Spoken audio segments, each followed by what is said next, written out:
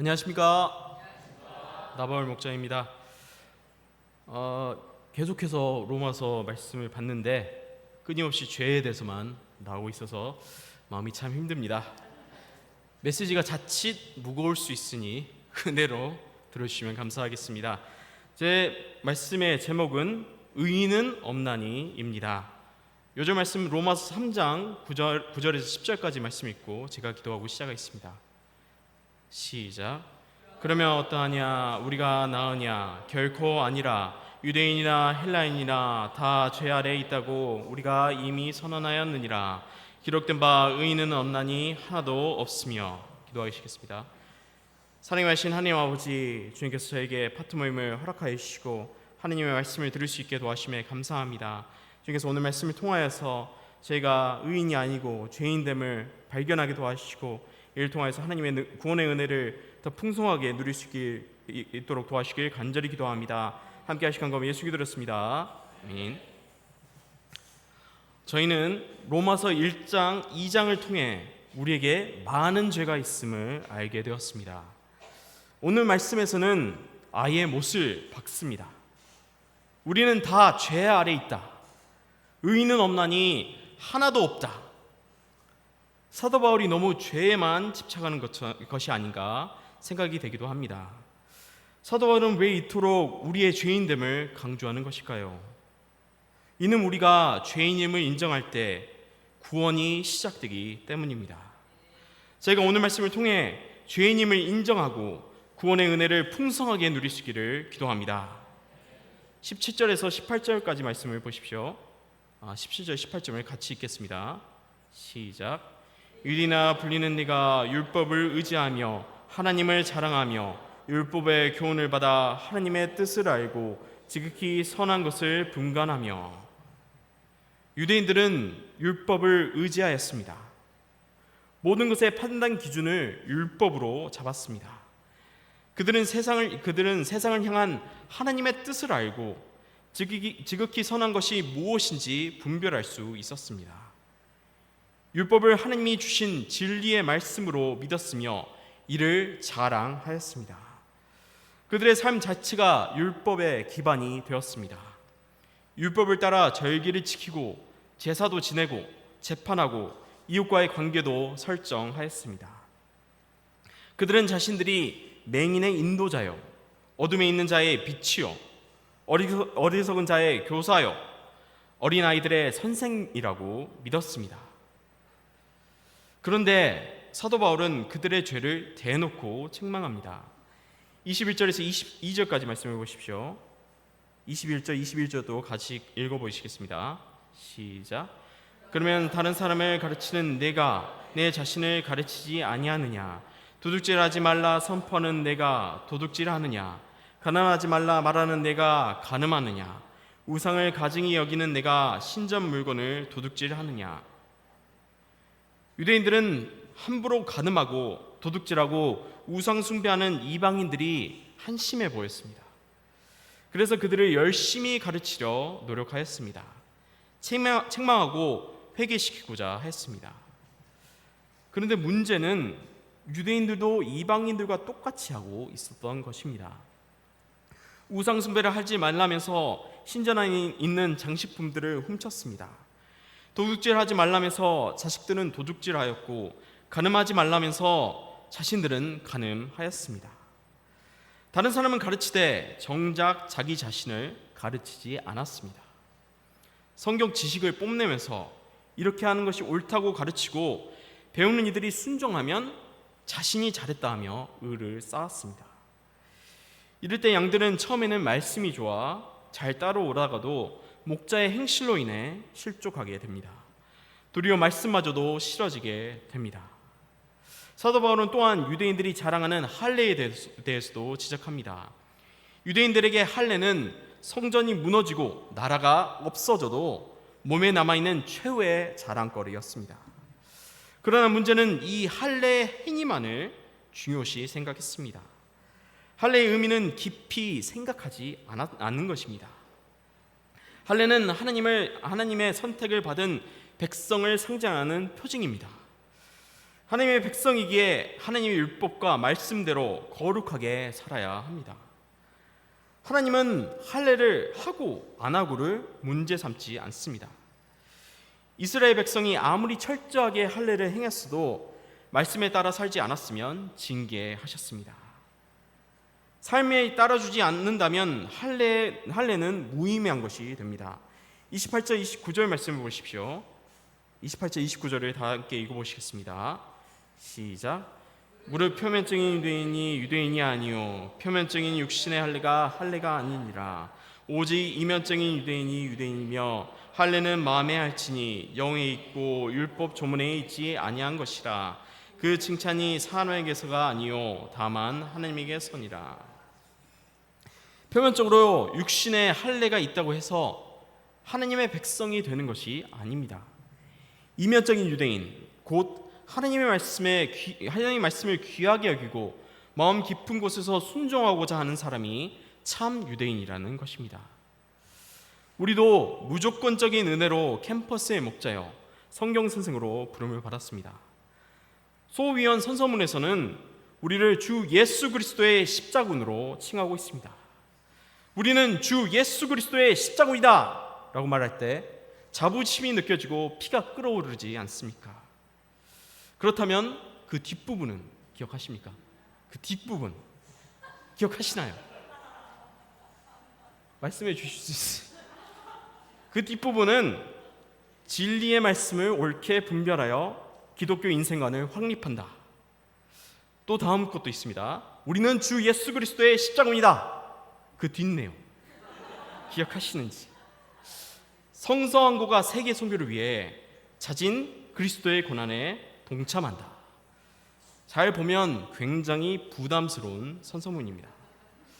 주 예수 그리스도의 십자군이기 때문에 진리의 말씀 중심의 인생, 하나님 중심의 인생을 살아야 합니다. 주 예수 그리스도의 십자군이기 때문에 그리스도께서 가신 그 고난의 길을 적극 걸어가야 합니다. 저도 부끄럽게도 뒷부분은 찾아봐야 했습니다. 나는 주 예수 그리스도의 십자군이다. 나는 대단한 사람이야. 하고 끝난 것입니다. 예수 그리스도의 십자군으로서 삶이나 책무는 완전히 망각하고 있었습니다. 이러면 선서하지 않는 것이나 다름이 없는 것입니다. 하나님께서 우리에게 많은 이름과 타이틀을 주셨습니다. 이를 주신 이유는 그 이름에 합당한 인생을 살라고 하시는 것입니다. 우리는 오직 믿음으로 구원을 받았다, 무조건적으로 목자의 직분을 받았다는 말씀에 크게 아멘으로 화답합니다. 그런데 정작 구원 이후의 삶은 어떻게 살아야 하는지에 대해서는 뜨뜻미지근하게 반응합니다. 느헤미야 목자님 말씀 중에 아멘 안 하십니까? 라고 물어보신 적이 한두 번이 아니었습니다. 이는 그만큼 힘든 일이기 때문입니다. 자기를 부인하고 죄악된 본성과 싸워야 합니다. 연약한 육신을 쳐서 복종하게 해야 합니다. 그러나 만약 이런 삶을 살지 않는다면 주님이 주신 구원의 은혜와 기쁨을 결코 누릴 수가 없습니다. 신앙생활이 그저 고달프고 힘든 일이 되어버립니다. 자기를 부인하고 자기 십자가를 진다는 것은 당연히 힘이 듭니다. 그러나 그 안에는 구원의 감격이 있고 성화에 이르는 기쁨이 있습니다. 또한 우리는 목자로 크리스찬으로서 합당한 삶을 살아야 합니다. 그래야지 섬기는 양들도 변화하게 됩니다. 우리가 말씀을 열심히 전파하면 말씀의 능력으로 인해서 양들은 은혜를 받습니다. 근데 우리 인생이 말씀을 따라가지 못한다면, 마음대로 산다면 양도 그 목자를 무시할 것입니다. 더 나아가 말씀도 별것이 없다면서 신앙도 무시하게 됩니다. 이는 바리새인과 같은 것입니다. 바리새인들은 천국으로 가는 지식의 열쇠를 지니고 있었습니다. 그러나 그들도 들어가지 않고 결국에는 들어가는 자들도 들어가지 못하게 막아버렸습니다. 이러면 아무리 말씀을 전해봤자 양들을 구원하는 길을 막는 것밖에 되지 않습니다. 세상 사람들은 우리 크리스찬들을 볼 때 굉장히 높은 잣대로 바라봅니다. 이는 조금 억울하지만 당연한 것입니다. 이는 하나님께서 우리를 세상의 빛과 소금으로 세우셨기 때문입니다. 우리는 세상과 분별된 삶을 살아야 합니다. 만약 그렇지 않는다면 세상은 그리스도인도 별것 아니라고 생각할 것입니다. 그러면 하나님의 이름이 땅에 떨어지게 됩니다. 소금이 맛을 잃으면 불에 던져짐과 같이 우리들도 던져질 수 있습니다. 신앙생활이란 것은 사람에게 칭찬을 구하는 것이 아니고 하나님으로부터 구하는 것입니다. 우리가 목자로서 그리스도의 십자군으로서 말씀 중심의 삶, 그리스도의 고난에 동참하는 삶을 살면 주님께서 칭찬하여 주십니다. 제가 표면적인 타이틀과 모습만 바라보지 말고 말씀을 쫓으며 거룩한 삶, 주님의 고난에 동참하는 이면적인 신앙생활을 할 수 있기를 기도합니다. 이로써 주님 주신 은혜를 누리고 주님의 칭찬과 복이 충만할 수 있기를 기도합니다. 3장 1절에서 8절까지 말씀에는 유대인들이 사도 바울의 지적에 반박하는 말이 나옵니다. 그럼 유대인들은 나은 것이 하나도 없네요. 하나님이 신실하시면 말씀 듣고 다 믿게 해야지. 안 믿는 것은 하나님 탓 아닌가요? 죄가 하나님에 드러나게 되는 것이면 하나님께 영광인데 내가 왜 심판을 받아야 돼요? 바울은 이에 유대인들은 쓸모없는 자가 아니고 말씀을 받은 특권을 가진 자들임을 인정해 줍니다. 그리고 그들의 말씀을 증거하면 하나님이 소수의 믿는 자도로 그 역사를 계속 이어가실 것임을 강조합니다.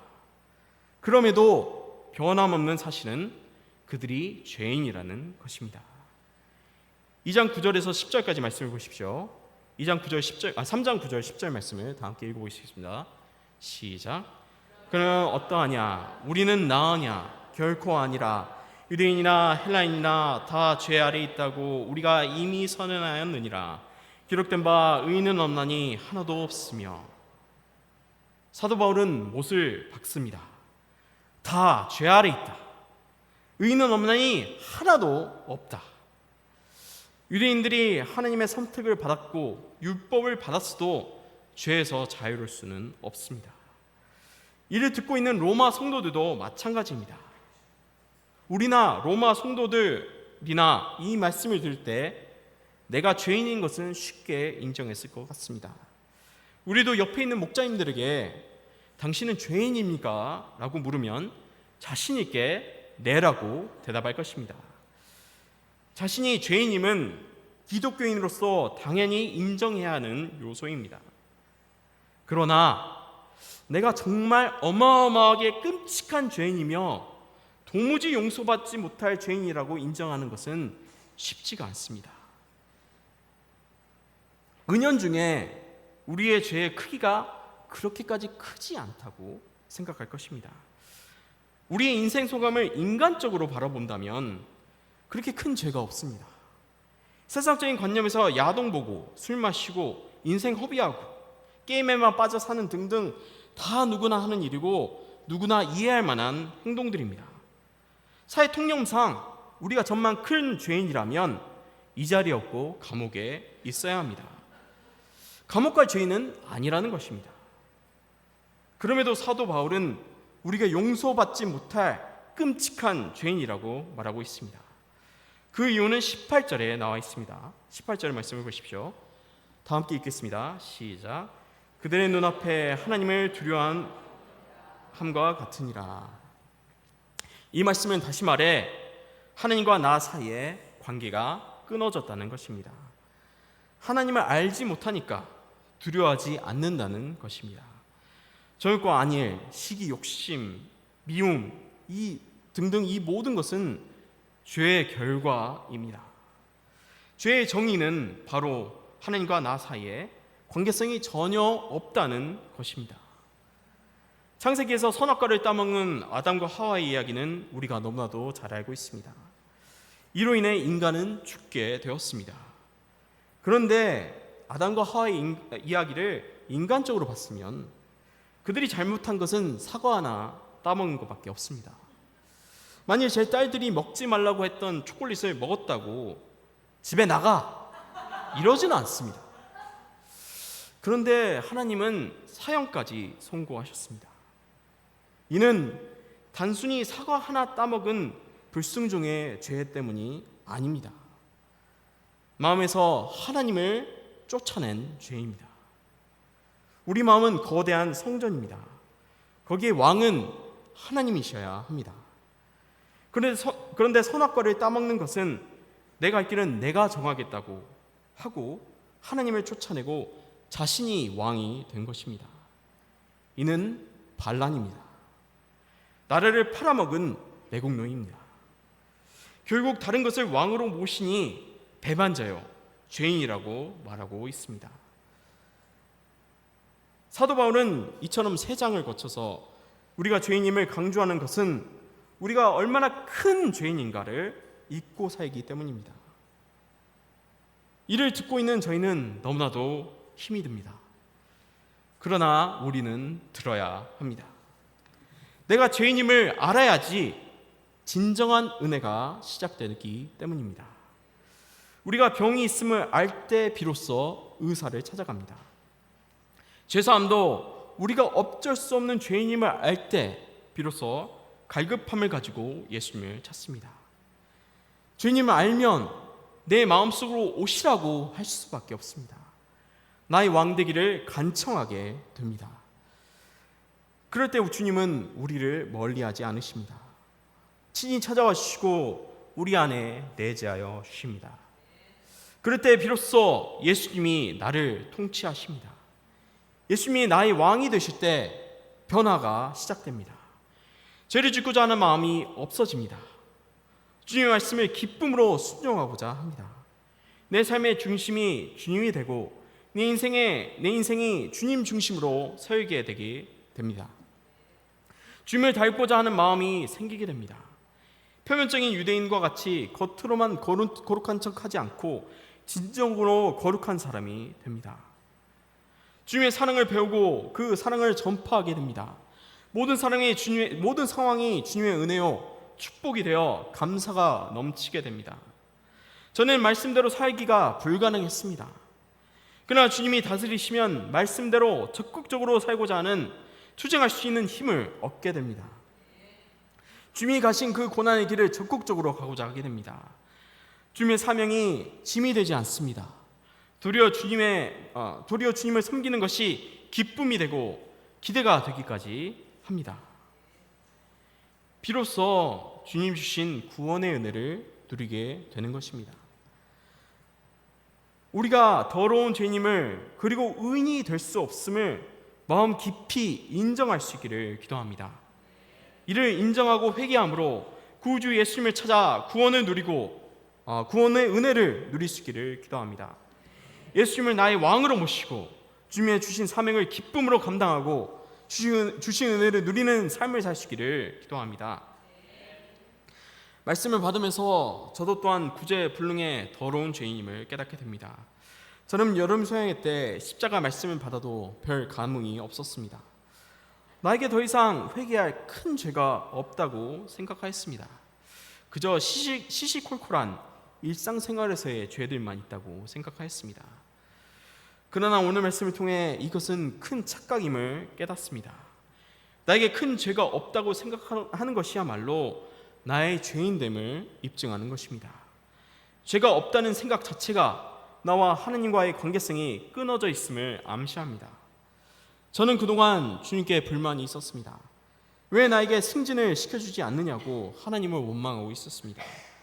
나는 예배도 드리고 양들도 차로 태워다 실어 나르고 메시지도 쓰고 소감도 쓰고 하는데 왜 들어주시지 않느냐며 자격지심을 세웠습니다. 주님 앞에서 나는 의인이고 뭐가 된 것 마냥 행동했습니다. 이는 죄가 없다고 생각했기 때문입니다.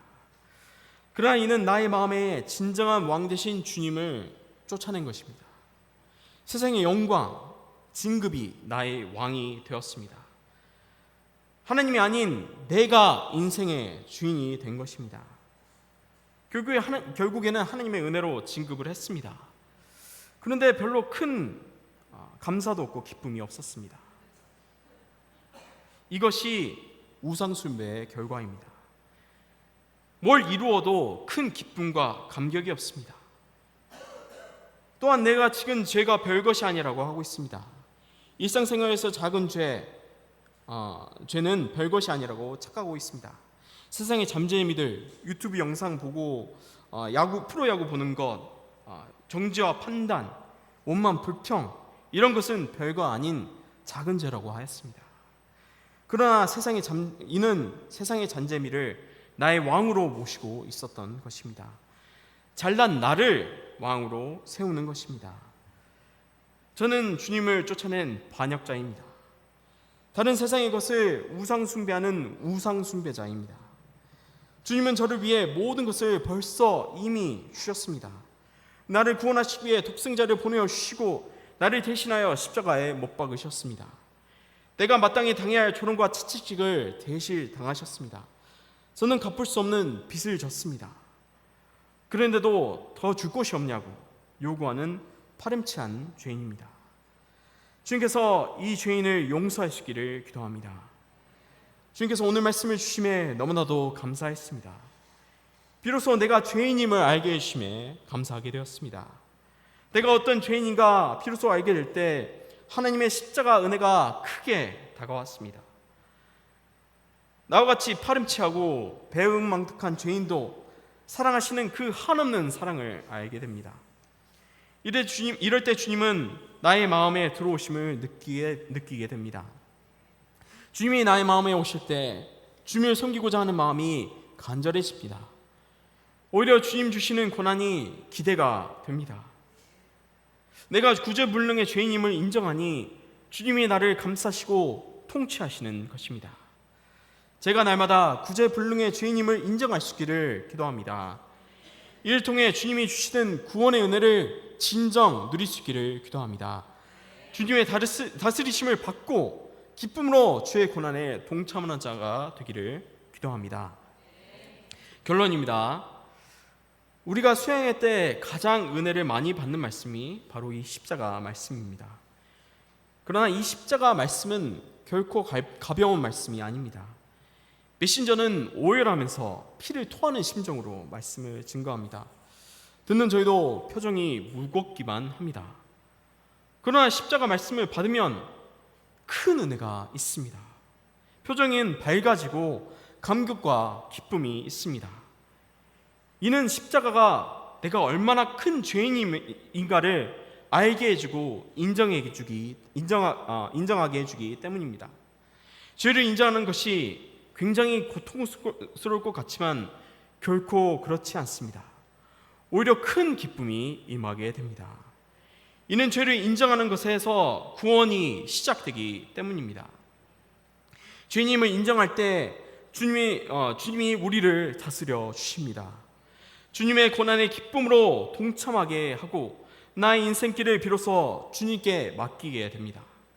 저희가 죄인임을 인정할 수 있기를 기도합니다. 주님의 다스림을 받을 수 있기를 기도합니다. 주님의 고난에 적극적으로 동참하며 나의 인생길을 온전히 주님께 맡길 수 있기를 기도합니다.